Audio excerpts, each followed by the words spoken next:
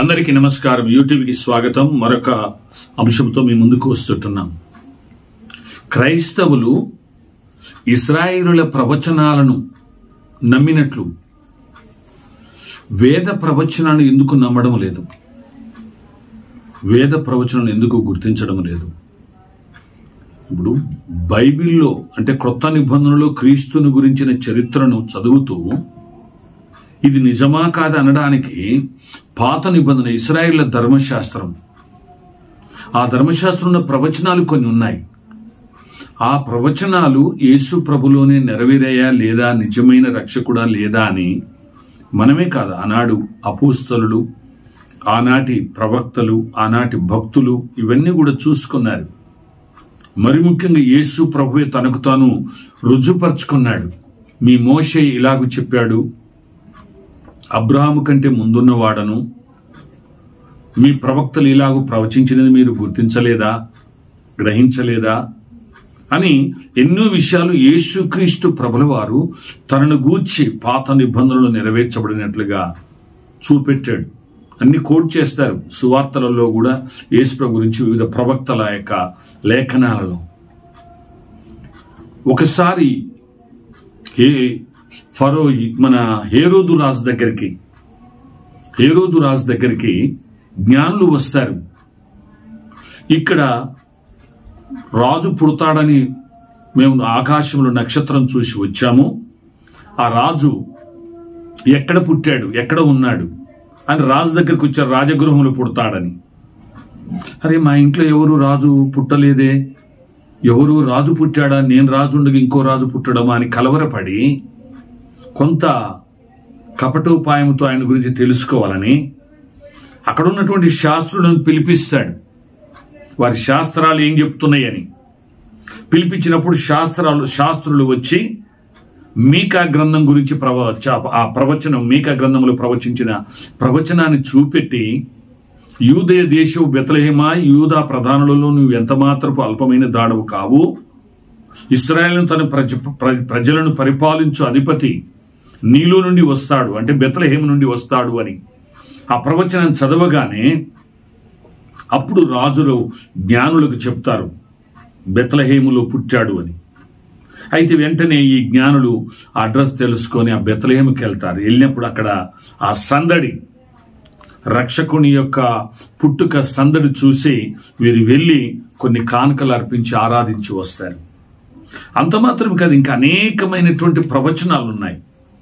ఇశ్రాయేల్ ధర్మశాస్త్రమైన పాత నిబంధన బైబిల్లో ఆది కాండం నుండి మలాకి వరకు వారు మరి ఎన్నో చూశారు.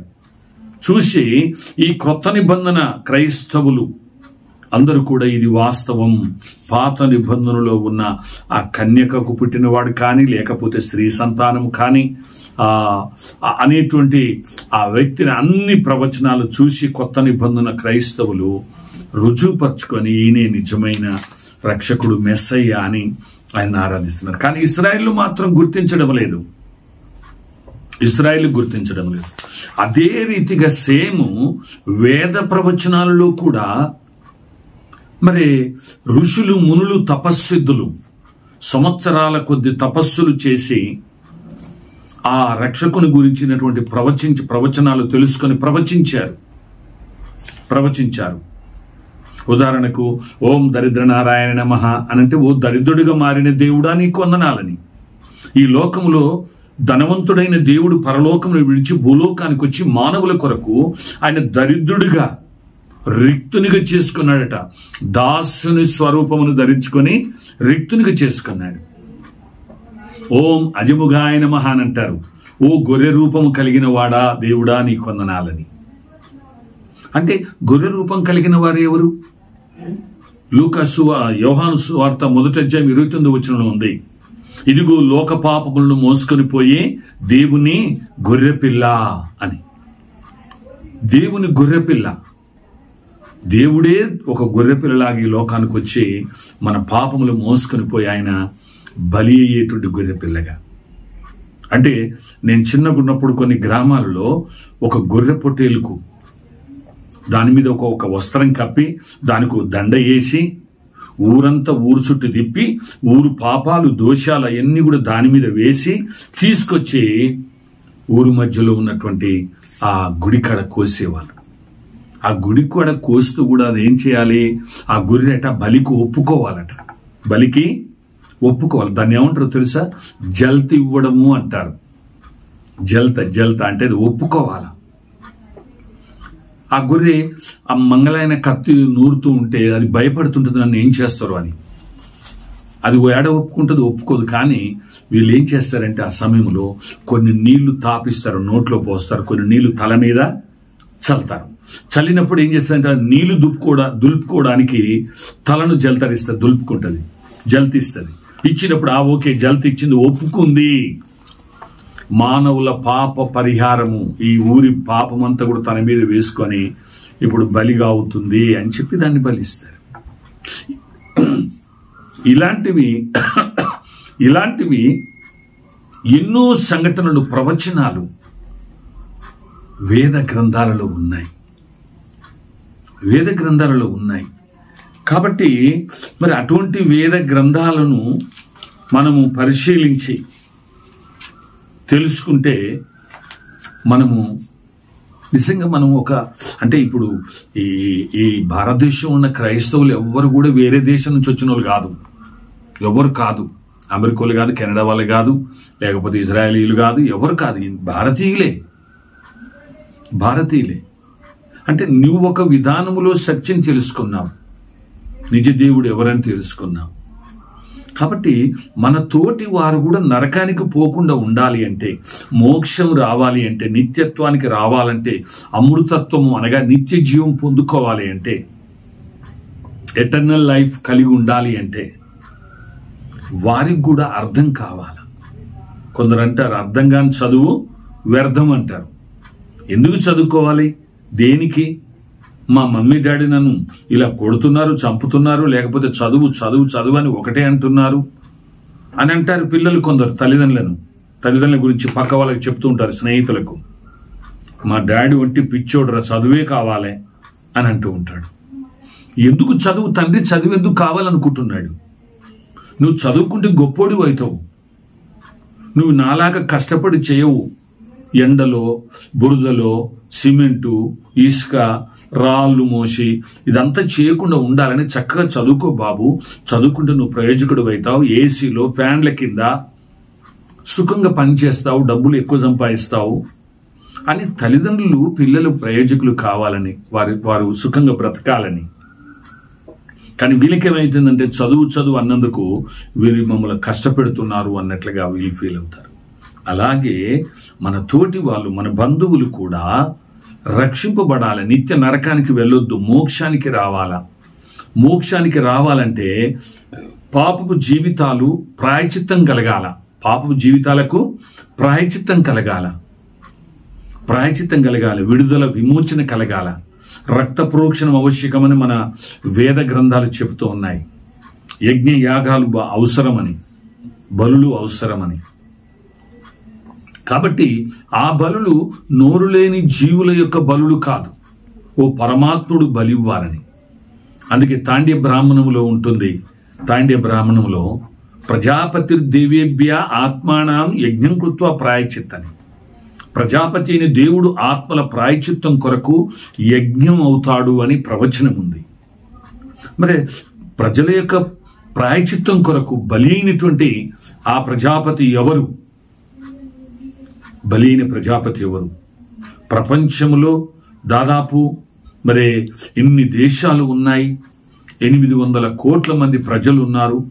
ఈ ప్రజల్లో ఎవరు మానవుల పాప పరిహారం కొరకు బలి అయినటువంటి ప్రజాపతి రాజు ఎవరు అంటే యేసుక్రీస్తు ప్రభుల వారే అని. కాబట్టి మనము ఇశ్రాయేలు ధర్మశాస్త్రములో ఉన్న ప్రవచనాలను తీసుకొని యేసు ప్రభు నిజముగా కన్యకకు పుట్టాడు, నిజంగా మన పాపముల కొరకు బలి అయ్యాడు, యేసు ప్రభు మన కొరకు ఈ లోకానికి వచ్చాడు అని మనం ఇవన్నీ చూసి రుజువు చేసుకొని యేసు ప్రభువే నిజమైన దేవుడని నమ్ముతున్నాము. కానీ మన బంధువులైన హైందవ ప్రజలు వారు కూడా సత్యం తెలుసుకోవాలంటే అసలు వేద ప్రవచనాలు ఏం చెబుతున్నాయి? ఆచారములు, సాంప్రదాయములు ఇవి మానవుల వల్ల వచ్చినాయి, కానీ ప్రవచనాలు ఆ పరమాత్మ స్వరూపుడు, ఓంకార స్వరూపుడు, ఆనాడు సంవత్సరాల కొద్ది తపస్సులు చేసినటువంటి ఋషులు, మునులు, తపస్సిద్ధులకు ప్రత్యక్షమై అనేకమైనటువంటి వాటిని రివీల్ చేశాడు, ప్రత్యక్షపరిచాడు. ఆ సత్యాలు అనేకమును వేద సాహిత్యములో, వేద ప్రవచనాలలో ఉన్నాయి. అట్టి ప్రవచనాలను మనము తెలుసుకొని మనము హైందవ పరంగా కూడా రుజువుపరచుకోవాలి. ఇశ్రాయేల్ ధర్మశాస్త్రంలో ఇన్ని ప్రవచనాలు ఉన్నప్పటికీ ఇప్పటికీ ఇశ్రాయేలు నిజరక్షకుని గుర్తించలేకపోతున్నారు.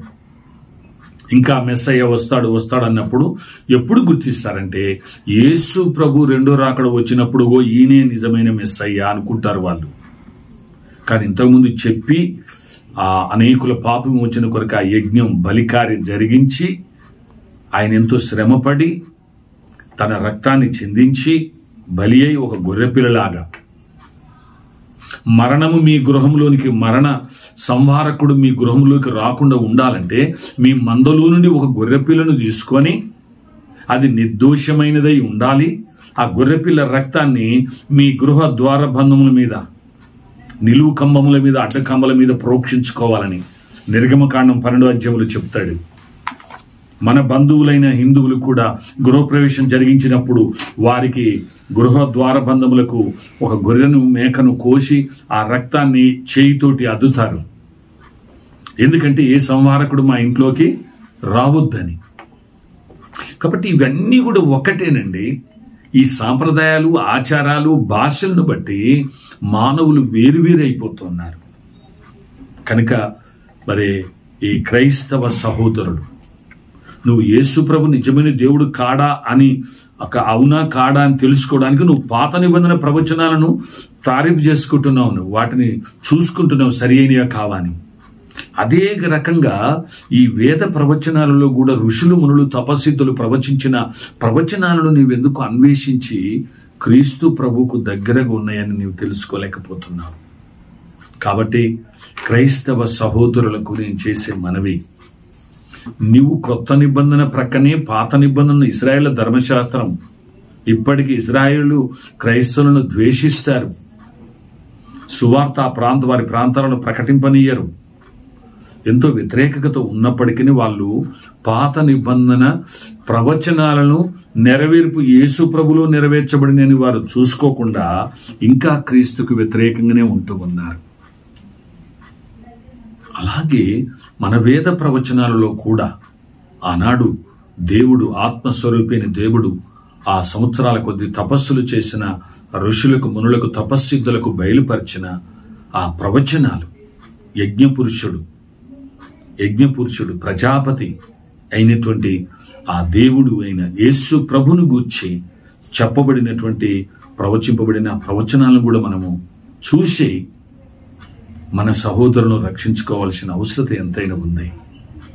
కాబట్టి వాళ్ళకి అర్థం కాని వేరే దేశపు సాంప్రదాయములు ఇవన్నీ చేసేసరికి ఇది మాకు కొత్తగా ఉంది, మమ్మల్ని అందులోకి మార్చొద్దు, మమ్మల్ని మార్చొద్దు అని అనుకుంటున్నారు. కానీ ఈ సత్యాన్ని వారు అర్థం చేసుకోలేకపోతున్నారు. కాబట్టి క్రైస్తవ ప్రజలారా, సహోదరులారా, కనుక వేద ప్రవచనాలను, అందులో యేసు ప్రభుని గూర్చి, అంటే నిజరక్షకుని గుడినైన ప్రజాపతిని గూర్చి తెలియపరచబడింది.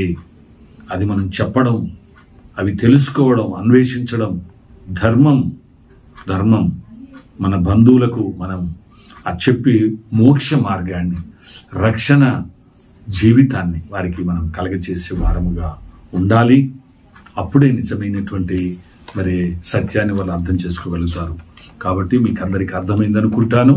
కాబట్టి క్రైస్తవ సహోదరులు కేవలము యేసు ప్రభుని అర్థం చేసుకోవాలంటే కేవలం పాత నిబంధన, ఇశ్రాయేల్ ధర్మశాస్త్రం కాదు, వేద ప్రవచనాలను కూడా మనం కనుగొని మన బంధువులకు చెప్పవలసిన అవసరం ఉంది. కాబట్టి మీకు అర్థమైంది అనుకుంటాను. ఈ సత్యాలను మరి లోతుగా అన్వేషించి తెలుసుకొని ఇతరులకు చెప్పి నిజ మార్గంలో నడిపించాల్సిన అవసరం ఉంది. అంటే కృప దేవుడు అందరికీ దయచేయును గాక.